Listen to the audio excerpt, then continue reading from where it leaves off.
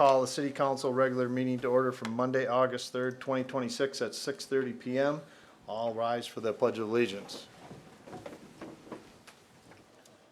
I pledge allegiance to the flag of the United States of America and to the republic for which it stands, one nation, under God, indivisible, with liberty and justice for all.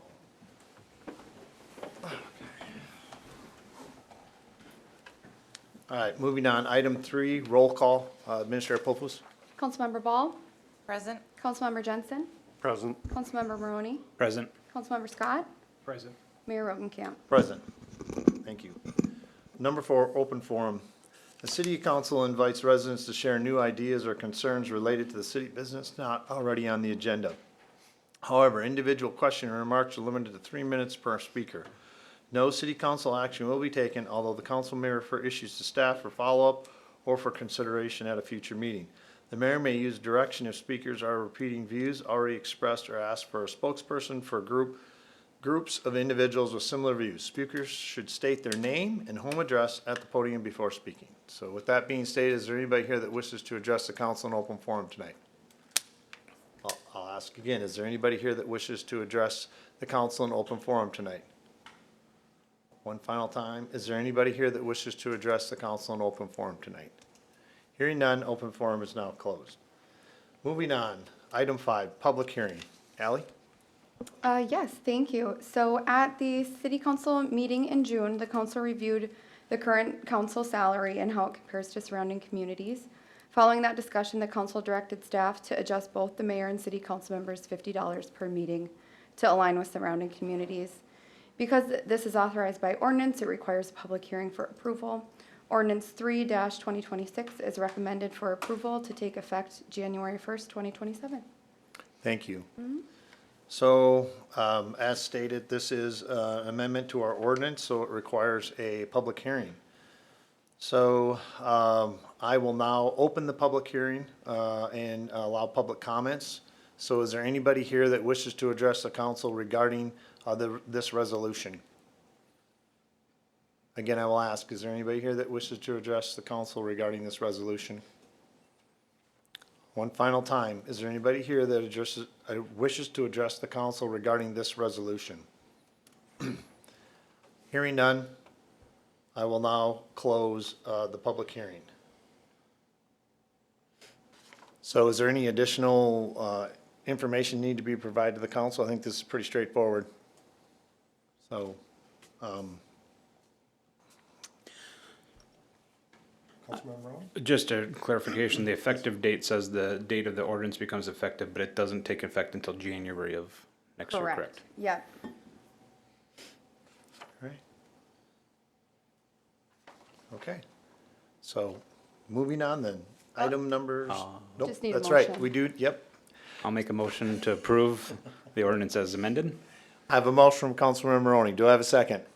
Second. I have a second from Councilmember Jensen. Any further discussion? Hearing none, all those in favor signify by saying aye. Aye. Opposed? Abstentions? The motion carries. Thank you. Moving on, item 6, consent agenda. 6A, approve city council meeting minutes from July 6, 2026. 6B, approve claims totaling $158,853.63 for checks 141272 to 141334 and e-checks 4131 to 4138. 6C, approve joint powers agreement with Crow Wing County for police department records management services. 6D, approve right of entry agreement with Minnesota Power. 6E, resolution number 38-26, supporting and authorizing application for Sourcewell Third-Party Services Program. 6F, resolution number 39-26, supporting and authorizing the application for Sourcewell Community Impact Funding. 6G, resolution number 40-26, appointing election judges. 6H, resolution number 41-26, governing write-in vote counting, repeals resolution number 16-2024. 6I, resolution 42-26, declaring property surplus and authorizing its sale. And 6J, resolution number 43-26, recertifying a special assessment for 2019 street and sewer improvement project. Having read the consent agenda, is there any comments or anything that the council wishes to change? Mr. Mayor, Yes. I would ask that we remove I and put it under business items 7E. Okay, so we are going to remove 6I and replace it for business items. That would be 7E. Okay.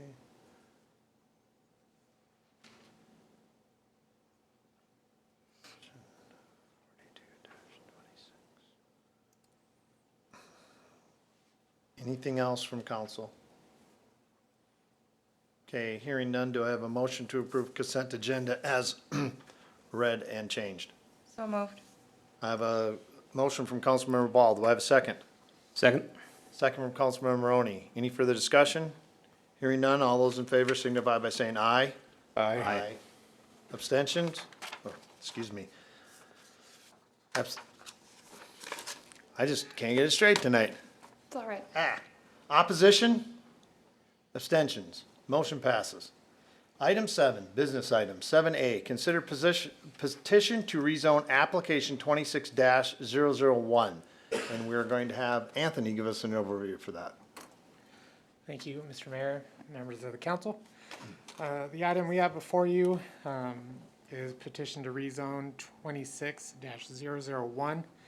As a background, at its July 14th, 2026 meeting, the Planning Commission voted to recommend denial of petition. The petition to rezone is the following described property from urban reserve to commercial.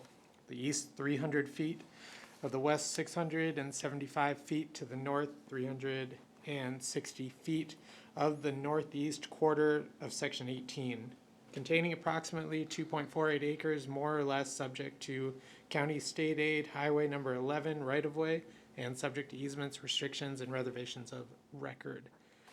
And then, let's see, drop down.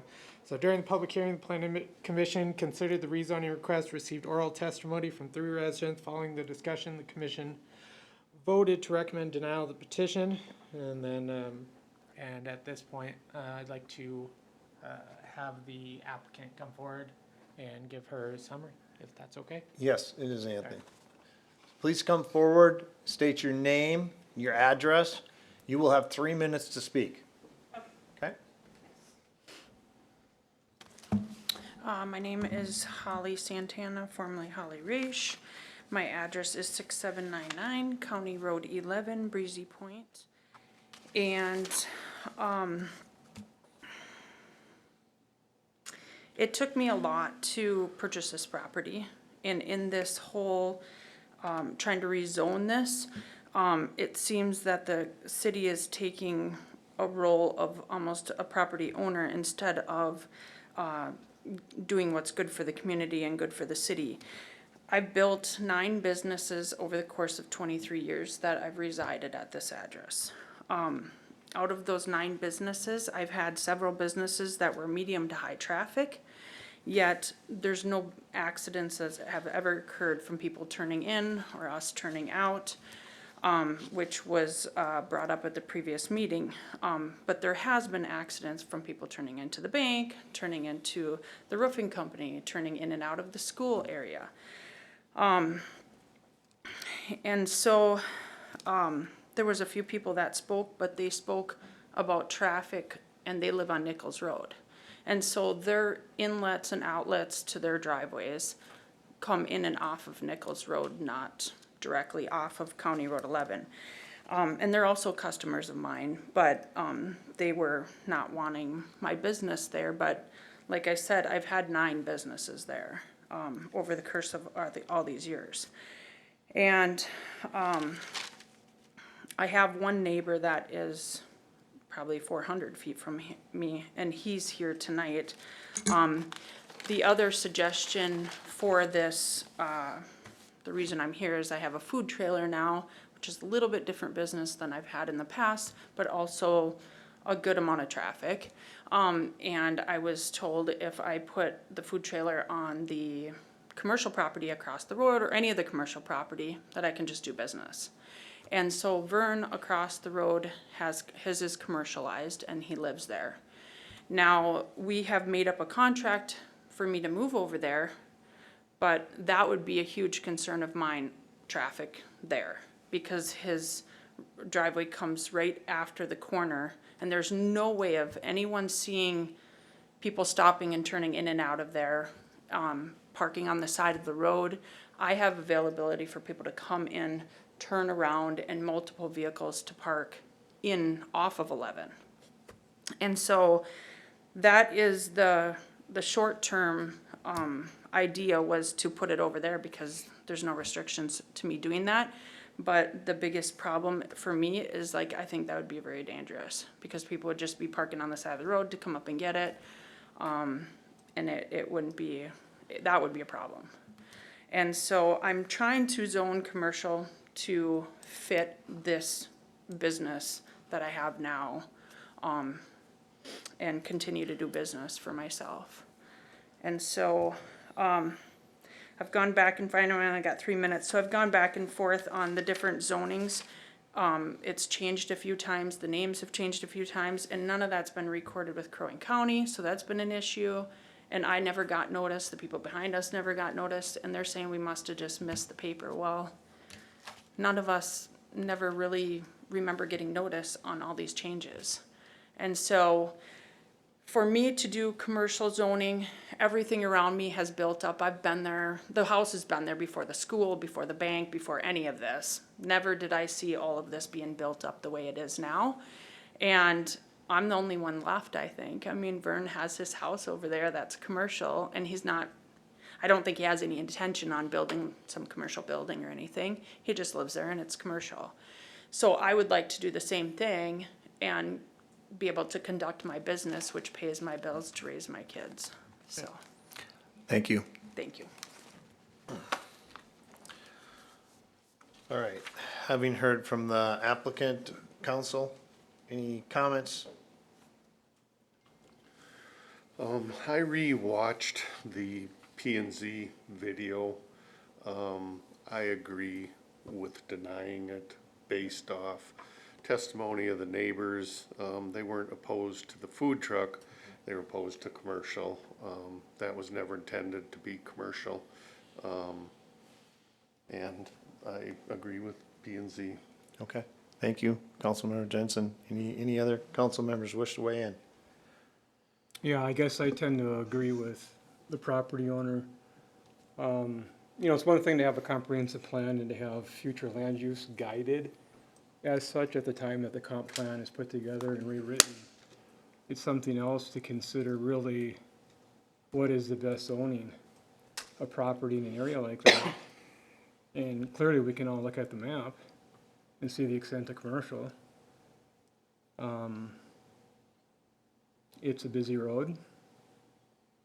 In my mind, it makes sense for it to be commercial. I don't know that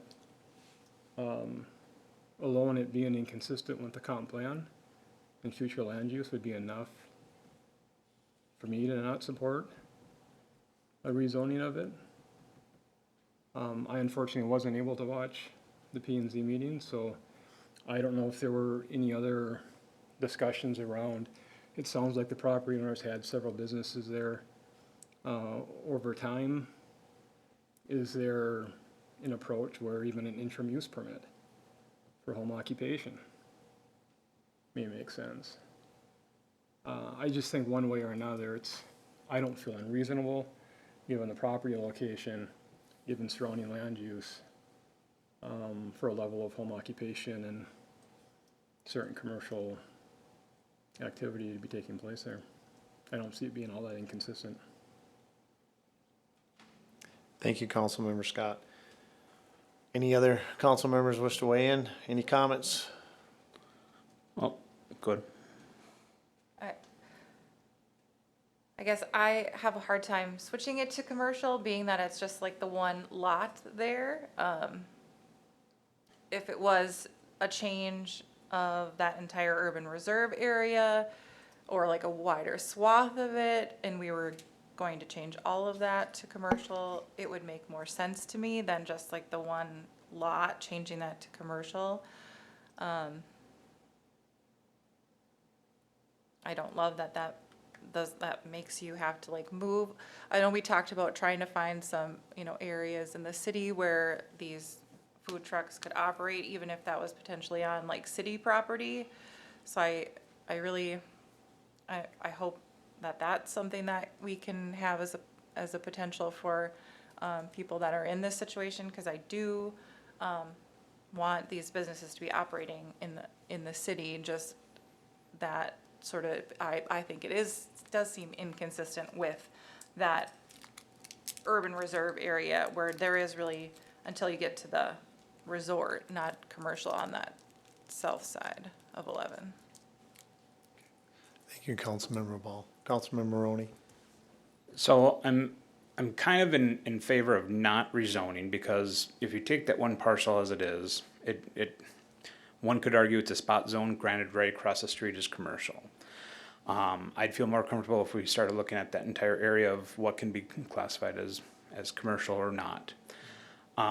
So at this point, with what we have in front of us, I'm leaning towards not rezoning it. However, what we have in front of us is also to discuss compliance for the property.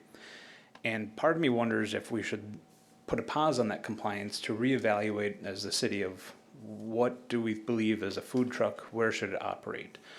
I was quite pleased that the applicant actually brought forth that they have a alternative solution to run it across the street. And when she brings up the fact of being on a corner, it actually does make sense about potential traffic hazards versus no traffic potential, or hasn't had a single traffic incident yet, and it has the ability to it. And so it makes me wonder, is there some kind of verbiage that we can create? Might be a little bit to come up with, but if a property is within so much vicinity of County Road 11, or, is there a discussion that we can move forward with to allow such use? An interim use permit, as Mr. Scott potentially brought through. So I know I'm going further into the weeds as far as should we rezone it or not, but I think it builds into the conversation about that property. But as it stands, I don't agree with rezoning it to commercial with just that one parcel at this point. Thank you, Councilmember Maroney. Yeah, and I guess where I'm at is I am not in favor of having that rezoned into commercial right now. Now, the points that have been brought up about potentially looking at alternatives, absolutely. I think that should be something we should look at. I know that I've had a few conversations with our administrator about some of those things and what does that look like and how do we do that. I think that's gonna take some time. I do commend the property owner for taking it upon themselves to look at what's an alternative. While it's maybe not a perfect solution, it might be one that works until the city has the ability to really look at this on a bigger level and say, what do we want to do moving forward? Because I think this is something that we're going to be looking at into the future. And so how do we want to address it and what's the right way to do it? And so I think, looking at those different options and exploring those and seeing what's out there and then coming up with something, whether that's ordinance, whether it's, we make an area that's available or whatever that is. For us to noodle that out here would be, crazy to try and do. I think what I would encourage is for us to send it back to staff and allow them and their ability to really sleuth into it, look at some stuff, and then let's start looking at a long-range solution of what that might look like. But I think at this point, I would say that I'm not in favor of changing this zoning at this time with regards to that. So that's kind of my thought process, so. Is there any action that the council wants to take at this time? If so? Administrator Pofus, did you want to state something? There's just a few things happening here. So what I'm hearing is you likely want to proceed with the plan commission recommendation. Correct. What I'm also hearing is you may want to pause enforcement until we have an opportunity to discuss this Yes, I think at the that's plan correct. commission Yep. and the city council. Yes. So just if that's what you want the motion, just to include those two things too. Okay.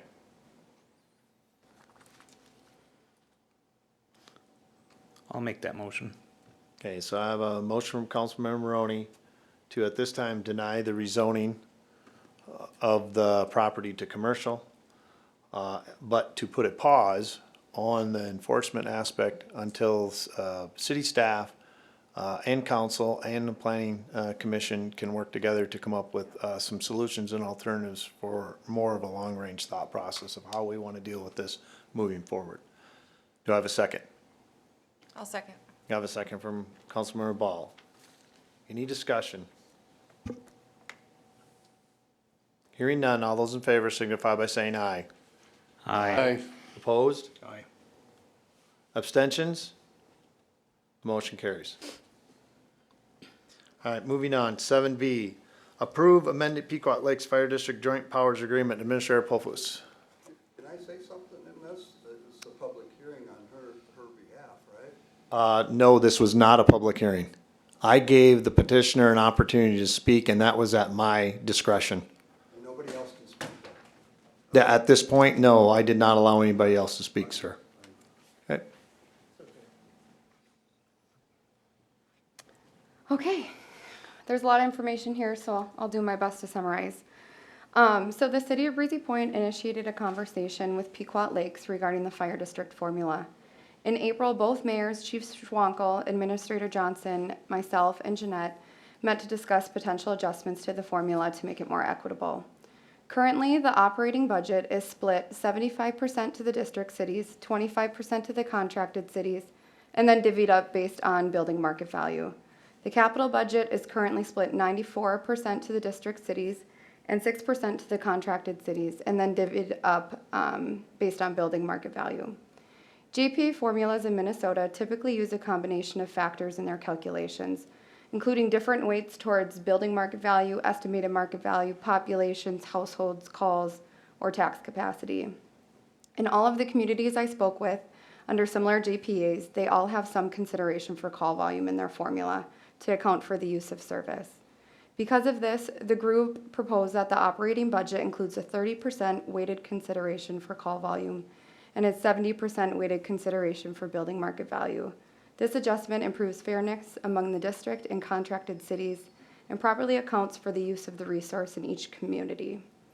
Capital costs are driven by long-term assets, vehicles, major equipment, and facilities, all of which require predictable, stable funding. The proposal was to have the capital budget split between just the district cities, so Breezy Point and Pequot, 100% based on building market value, and the contracted cities would no longer contribute to capital expenses. The board met in July and discussed the proposed changes at length. They made a motion to approve the new formula as presented. However, they direct implementation to occur with the next budget cycle. The reasoning is to give the contracted jurisdictions ample time to prepare for the changes in their budgets. Although Breezy Point hoped to have this implemented with next year's budget, the board approved otherwise. We still think this is a great stride forward towards improving fairness in the formula. Additionally, there was a proposal regarding rebranding of the fire district from Pequot Lakes to Northern Lakes Fire District in an effort to properly reflect the relationship between Pequot Lakes and Breezy Point.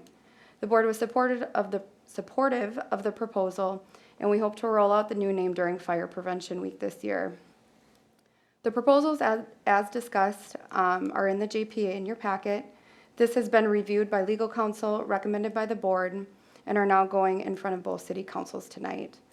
So staff recommends approval as presented. Todd, Rebecca, and myself are here to answer any questions you may have. Thank you, Administrator Pofus. Questions from the council? I guess, and maybe I can start it off by saying, our last district meeting, fire district meeting was extensive one. It was long. And we did push very hard to get that formula put in for this year's budget. But it was pretty obvious to me right from the get-go that we weren't gonna have the ability to get it through. One of the things that the current JPA has, which it is being amended, is that it requires a 5-6 A 5-6 vote. a 5-6 vote. And so we weren't going to get that with the way it was going. And so, after seeing kind of working through that and kind of coming to a loggerhead, so to speak, we kind of made the decision to see if we could get this so that we could at least get it off center and move it forward. So while we have it being implemented in the next, in 2028, that was not our first goal. And I don't want to speak for Councilmember Ball, but I think her and I were both on the same page as we were working through this. So with that being said, I do think what we have put in place is going to be more equitable for us as a city.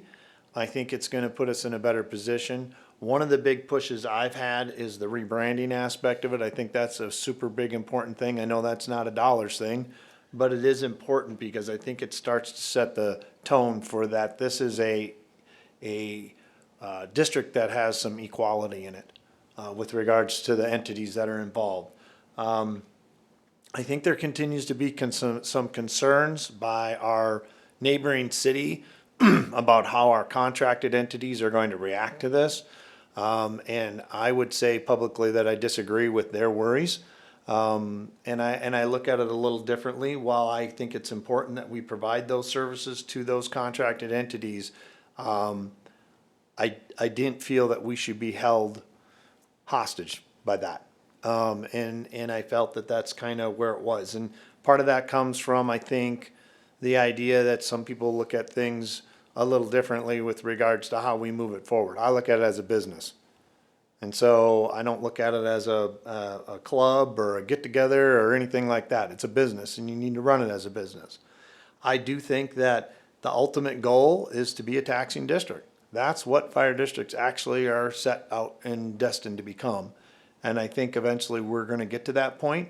We're not there right now, but I think over the next several years we are.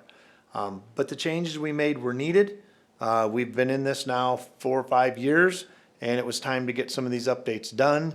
We had to correct a few things that were done that unfortunately didn't get done in an appropriate way previously, so we wanted to get that taken care of. So while this isn't the absolute slam dunk perfect that I want it, I think it sets us in stage to go a long ways to getting us where we need to be, where it's a little much more equality between the cities that are overseeing the entity. So Councilmember Ball, feel free to share other thoughts or ideas or comments that you had about it. Yeah, no, I think, well, it's not in 2027, and I think we both spoke strongly at that meeting, trying to get that done. You know, it is in the contract that you are being asked to approve, that it will go into effect in 2028, and so there is no doubt that that would take place.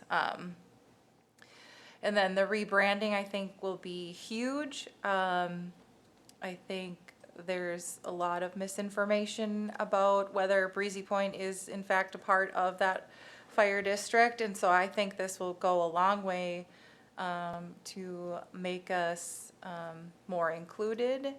And then I think we've talked about like how other cities then may want to join in that joint powers as well too, and maybe feel more included if they were so inclined. So I think that's a big part. And then just a part of the rebranding piece we've already launched.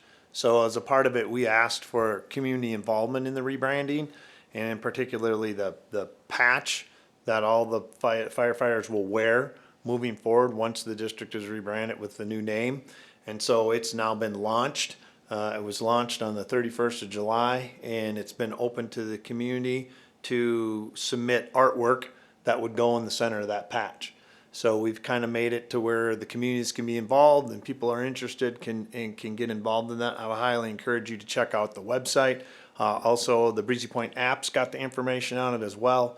So if you're somebody who's interested in participating and wanting to be a part of that, I would highly encourage you to do so. And all the details of what's required and what's needed is on there to be able to give you the best idea of how to go about submitting your artwork if you'd like to have that. So I think we're moving in the right direction. And we'll continue to work on that. There's some other things we're going to be working on as well regarding the fire chief and just getting some things with that in particular as far as his duties and how that works moving forward too. And I think we've made some good headway in that. So any other comments from council or any questions they may have? Hearing none, do I have a motion to approve the Pequot Lakes Fire District Joint Powers Agreement as presented? So moved. I have a motion from Councilmember Jensen. I have a second from Councilmember Maroney. Any further discussion? Hearing none, all those in favor signify by saying aye. Aye. Opposed? Abstentions? The motion carries.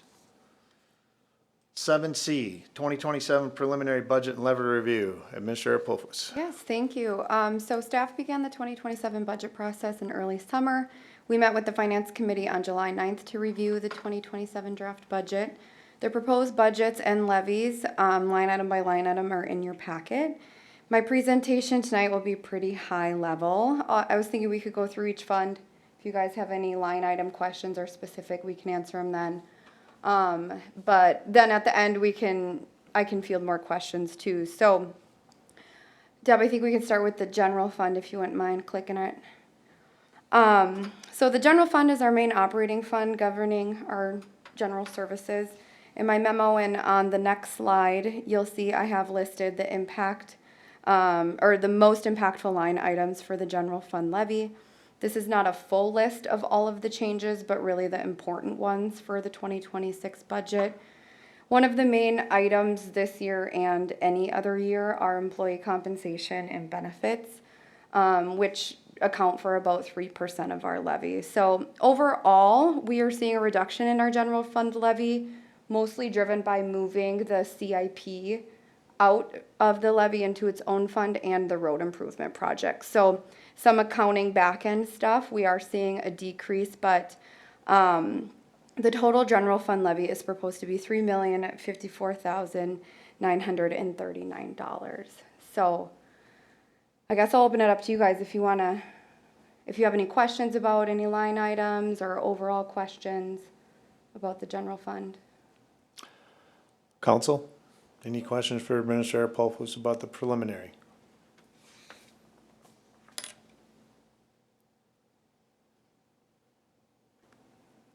All right, Okay, hearing none. we can move on. Yep. Let me get, where are we now? Oh, I had Jeanette put together this general fund expenditures by department. You can kind of see Brian takes up most of our budget.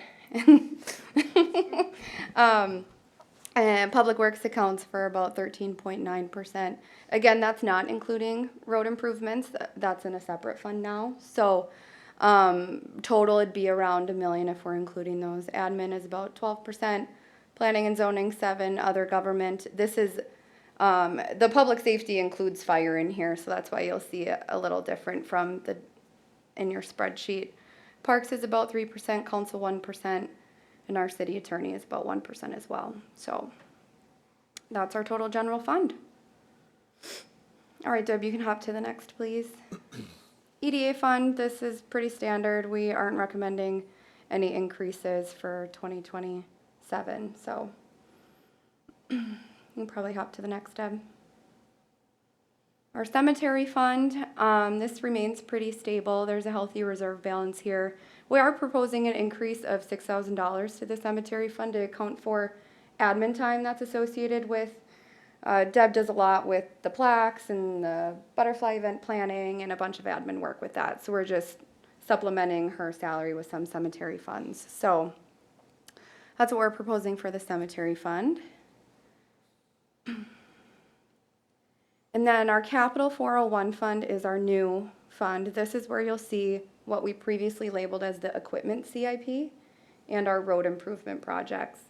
I thought it important to get that out of the general fund because they're not operating expenses. These are capital assets and should be separated accordingly. So you see the department, the amount, and then the description of the CIP purchase. Public Works we're budgeting for half of their plow truck, the next half to be purchased or budgeted and purchased next year. We have a skid steer on the books, proposing $450,000 for our 2027 road improvement projects.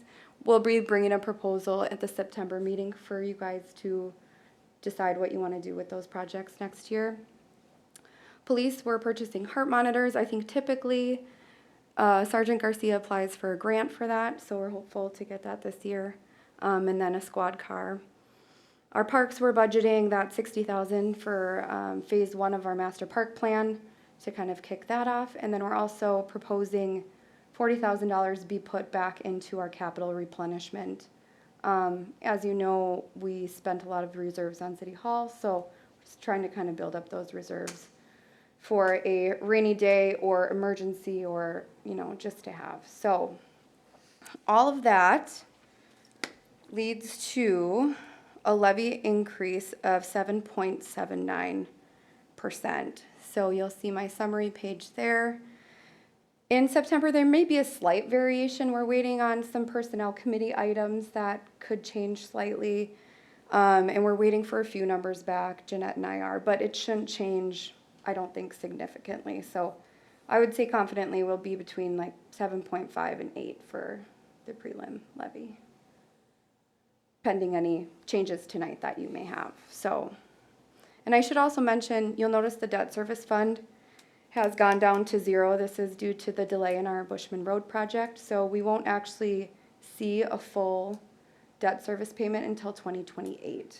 So that has been on the back end kind of reallocated to help purchase some capital equipment.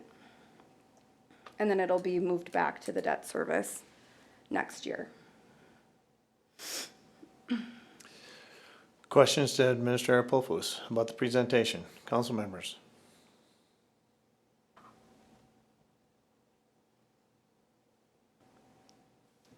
Okay. Well, hearing none, do I have a motion to approve the preliminary levy and budget as proposed? So moved. I have a motion from Councilmember Jensen. Do I have a second? Second. A second from Councilmember Ball. Further discussion? Mayor, I should say the official approval of the preliminary will be in September. You're fine with your motion. I just wanted to make that Yeah. clear. No, So, but since you put it in front of us and it's an action item, we're yep, gonna just for approve the it. So, record, yes. it will be brought back to you guys in September. Yeah, because that's Yep. the finalized one, which will then have to Yep. be the one that kind of gets set. No, Yep. understood. Thank you for the clarification. Hearing no further discussion, all those in favor signify by saying aye. Aye. Opposed? Abstentions? The motion carries. And I just want to thank staff, finance committee, but mainly staff for all the hard work they did putting it together. That's, there's a lot of work goes into putting that stuff together, and I know that between Administrator Pofus and Jeanette and others on the team that, we appreciate all that work that you guys do, so thank you. Moving on, 7D, approved pay application number 1 for 2026 street improvement project. Nick, you're on. Good evening. Can you hear me? Yep. Okay. This is the first pay application for the streets project. Thus far, the contractor has done all the removals. They have graded the roads, Piney and Bluebird, and done the milling on Wren. They've paved the first lift of pavement on those 2 reclaim roads, as well as done the driveways, concrete and bituminous. They're off this week right now, and they will be back next week. I think they are planning on wrapping everything up, or 95+% by the end of next week. They have 1 more lift of bituminous, and then they will be bringing in some black dirt and finish grading and seeding. So, All right. and this is the pay application of everything done through the 27th. All right, excellent. Thanks, Nick, for the update. So do I have a motion to, is there any questions for Nick before I ask for a motion? Any questions of Nick in the project? I have noticed that it's been moving forward. I've checked them out a couple times myself, and it looks great to see there's new pavement on some of them. Holy moly's. And I think of Piney Way and how long it's been since that thing had anything on 40 it. years. I know. I remember when it was gravel and when they paved it. So, and then it hadn't been paved since, so there you go. But, okay, so hearing no questions for Nick, do I have a motion to approve pay application number 1 for 2026 street improvement project in the amount of $164,958.09? So move. I have a motion from Councilmember Maroney. Do I have a second? Second. I have a second from Councilmember Jensen. Further discussion?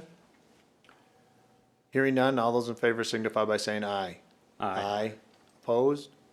Abstentions? The motion carries. All right, moving on. 7E, Resolution 42-26 declaring the surplus property. So Councilmember Maroney. Thank you. Yes, I did contact Ally today and wanted to pull this off for further discussion.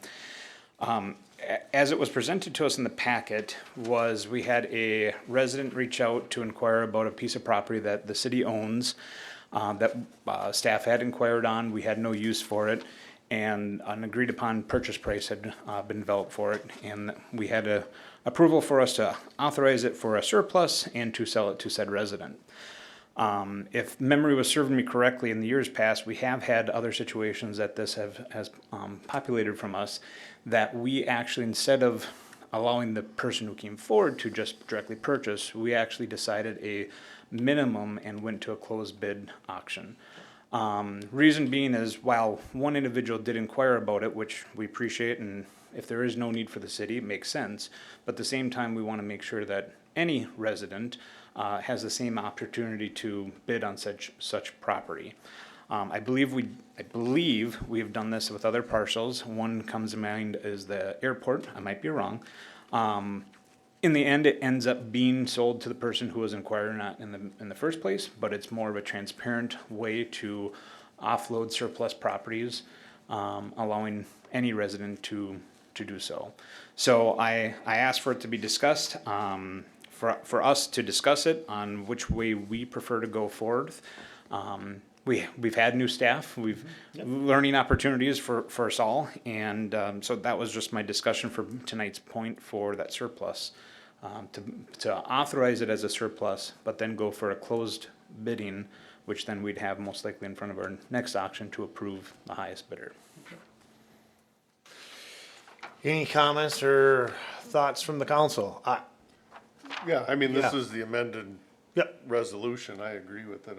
Yeah, I do with too. Councilmember Maroney's thoughts. I mean, it should be transparent. And I'd like to see it stay consistent with what we've done in the past. And I can tell you that we haven't sold a surplus during my two. No, This is my first no, it's one, so been a while. It was a new one for me too. So I was like, oh, I didn't know that, but that's good. So knowing that moving forward. So, yeah, I don't have any issues with it. Are there any other comments from, Administrator Polfus? So if I may, so it'll come back in the form of a purchase agreement from the highest bidder. Yes. So we'll work through that process Yep. and you'll see a purchase agreement Yep, in the nope, future. yeah, excellent. And so for clarification, what we as council have in front of us is an amendment resolution, 45-2026, which is essentially labeling the property as surplus and then going for a closed bid. Correct. Correct. Yeah, basically declaring it surplus and going out for that closed bid. Yep, like you said, authorizing its sale. So, so if there's no other thoughts or comments, do I have a motion from the council to approve resolution 45-2026 declaring property surplus and authorizing its sale as amended and updated? Also move. I have a motion from Councilmember Maroney. Do I have a second? Second. Second from Councilmember Scott. Any further discussion? Hearing none, all those in favor signify by saying aye. Aye. Opposed? Abstentions? Motion carries. Thank you, Councilmember Maroney, for bringing that up for us. Appreciate it. Item 8, departmental updates and council reports. 8A, Bushman Road project update. Kevin Kruger, WSB. Come on up, Kevin. We are looking forward to your update. Lovely. All right. It's nice to, ooh, it's loud. I'll try and talk a little bit quieter. Very nice to be back. Good news overall. It's been a slow process. I understand there's some frustration there. I'm also frustrated on my end. With the slopes of the road, I'll just kind of dive into that a little bit. So with the slopes of the road that we have out there, the cross slopes, curves, all the funness that is of that road, it's been very challenging to hit state aid standards. The other thing that we ran into as an issue was with trees and clear zone, and it's been a slew of issue after issue after issue to get it across the finish line.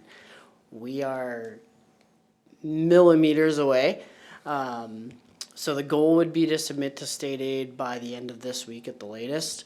Right now they're looking at like a couple day turnaround, which is really good.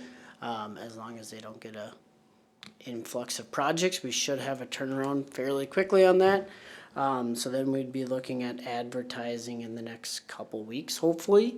If not a little bit earlier than that, we'll kind of see. That 100% dependent on state aid review, but what they told me today is they're out 3 days, which is very quick. But, so don't hold your breath on that, but that would be the goal on that. And then we'd be looking at bidding as soon as we possibly can with that. So we need to advertise for the 3-week window, open bids as soon as possible.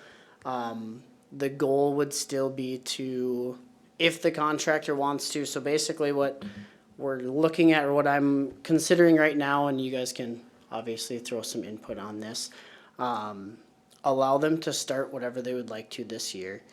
One conversation point there is, are we comfortable leaving any section of it gravel, or do we want it all paved for the winter? We did talk to Ideal Township, and what they would like to do is, if they can leave it gravel and work later into the year and that results in better bid results, which it will, they would prefer to go that route. If you guys don't feel comfortable with that, that's just fine. We just we can keep working, but we have to have it paved back in. Kind of a timeline on it.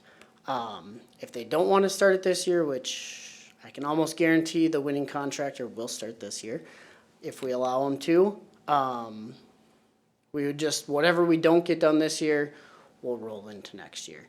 So we'd start on one of the phases, kind of dependent on what the contractor would like to start.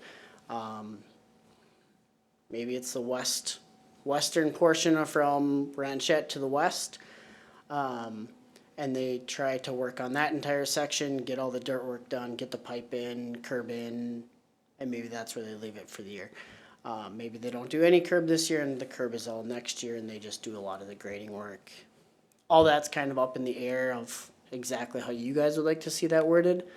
But otherwise, we would still see extremely favorable bids for work this fall. I continually get calls on, when is this one coming? When is this one coming? When is this one coming? So I think we're gonna see some very competitive bidding, especially if we allow them to work all the way up to freeze up.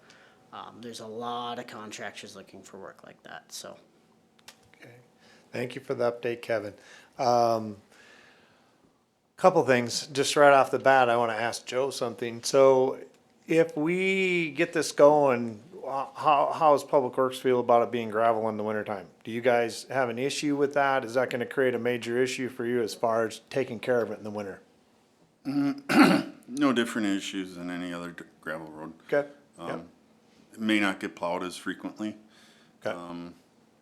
It wouldn't be bare tar, it would be packed snow. Yep.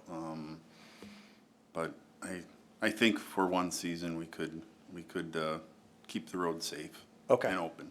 Yeah, and that was one of my big questions about that. The only Based real on big its question. current state, I think a gravel road might be just as good, so.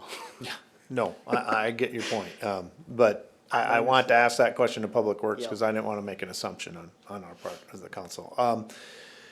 I guess my question is, why has it taken so long? I get some of the other things, but holy moly's, this has been crazy. Yeah, I have had the same thoughts.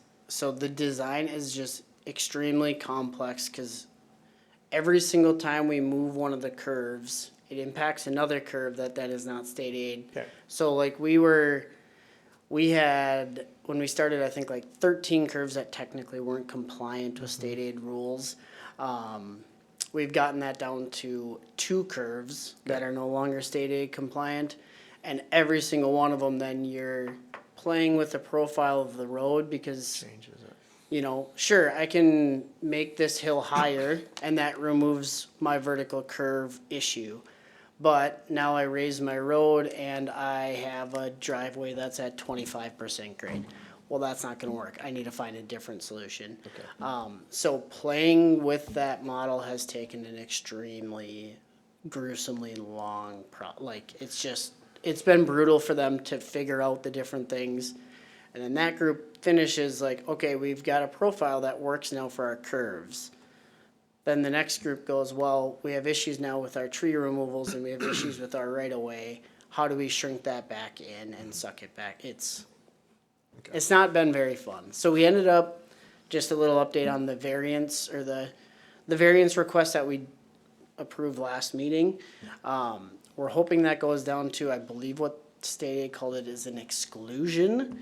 And just meetings with state aid has also taken quite some time. They've had a lot of time off, especially lately. So there's times that we ask for a meeting and it's out 2 to 3 weeks. So that has not been helpful either. But, so we're down to an exclusionary process. So basically what the two curves that we have are when you're coming down a hill, and what we're not meeting, we're meeting like the safety of the curve, so it doesn't feel like you're like bottoming out your vehicle or anything like that. So it feels safe to drive, but your headlights would technically shine into another vehicle that's coming through. So that's what the exclusionary process is. We don't have to go through a formal exclusionary process. They can do that at the district state aid level. They've been on that for now a week. Hopefully we get a response in the next day or two. We submitted that on, I think it was Tuesday of last week or Monday of last week, something like that. So, we're going to submit to state aid as soon as we have the full plan set done, regardless of where that's at. And just say, we know that this is, from conversations already, we know they will approve it. It's just a matter of when they finally actually review it and say, this looks good, or this looks nice. It's a slow process. I have a question regarding the state aid. Now, we were denied, WSB applied on our behalf in 2024. Yep. So you submitted a design at that point and submitted for the LRIP grant. When you do the initial design like that, do you look at what are the criteria for state aid? And, I mean, they have to be outlined. This is what we expect. Yep. And it sounds like there was a lot of parts of the road they didn't. Excellent question. I had that same question with obviously coming in after that point. So with not knowing for sure if we're going to get the state, if we were not going to be getting grant funding currently for this project, our design would change. I would remove some of the curb and gutter. We would remove some of the curves, how drastically we're changing the curves to change some of the dirt work. It would still meet a comfort and safety side of standards, but it wouldn't meet state aid standards. So state aid standards are a much higher level of designing level. So yes, we have the capability to hit those standards, but that wouldn't be the most useful or most cost-effective way of designing that road until you know you're actually getting those funds. So you don't get to that level until you actually have the funding. So you don't know that detail of design until you get the grant and you start going through that process, at which time your plans need to be altered. Yeah. So you don't know that in the application process. Like, Give that to you, Steve, ahead of time. no, we but then do know the get invoiced standards. for Yeah, so- re-engineering a road, I guess is my We point. do know those standards. Your design is just going to be much different. So like the way the road is now designed is more costly than what it was pre-application to the grant. Now, is it $1.5 million more expensive? Absolutely not. So yeah, you're getting $1.5 million grant. Maybe that design time on our side is another 50,000 or whatever it ends up being. And maybe the actual construction cost increases by another 200,000. You're still $1.2 million in the green, or you're still plus the $1.2 million. So it's worth going through those extra steps. You're just never going to go through those steps until you actually have the money in hand, unless you have some level of a guarantee that you're going to get that grant funding. So is there any chance that the exclusion is not gonna be approved? So we can feel 100% confident that state aid is gonna approve the exclusion? Yeah, if they don't approve the exclusion, then it would go to like back to what we originally asked you, or had you guys approve last month, which would be the, the Which would be the variance. variance, yes. And that would, they very rarely deny a variance unless you show that you really did not try at all. With your guys' extenuating circumstances on this road, it would be shocking to me if they push back even a little bit. And they said as much in the meeting too, that basically, if you guys can meet these criteria, we don't see any reason not to approve the exclusion. So, they actually showed us how to get to the exclusion because they wanted us to get to that, because it's a much easier process on their side. So, and I would also say a little bit, I'm going to send you guys the plans that were originally done. If you ever redo the road, don't redo all of the curb and gutter that we currently have in place. You would revert back to our old design, not our current design. Because most likely you're never gonna get state aid on this road again, unless you continue to grow in size, obviously, but, then you might, but if you're not going to have state aid on this route again, you would revert back to our old design, not our, you know, say a section of curb goes terrible on you. I know that this is a really odd thing to say, but, you'd most likely want to go back. Our other design is more cost effective, so you're gonna wanna use that as a template of going forward.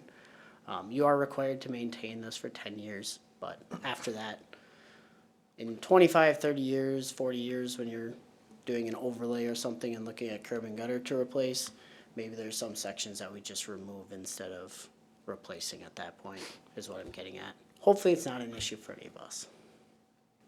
Thank you, So Kevin. in a sense, what we're saying is that that road in its current condition is really not suitable to be designed as a state, under state aid standards, Not even close. right? Which, Current you condition know, would if be, people recall, was more or less my whole, counterpoint to how the project was moving forward, was every bit of that.